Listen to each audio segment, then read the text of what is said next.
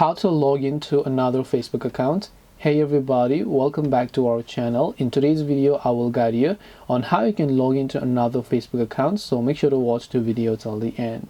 If you want to log into some other Facebook accounts, it's actually quite simple. All you have to do is go ahead and then first of all make sure to launch the Facebook application here.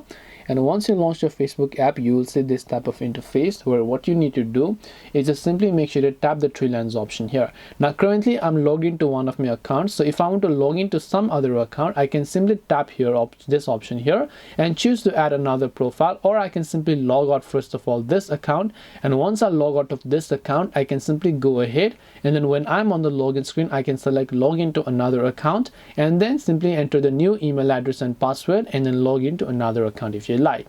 This way you should be able to log into another Facebook account. Hope this video was very helpful. If you have got any more questions, feel free to also leave them down. Thank you for watching till the end of the tutorial and see you soon in the next video.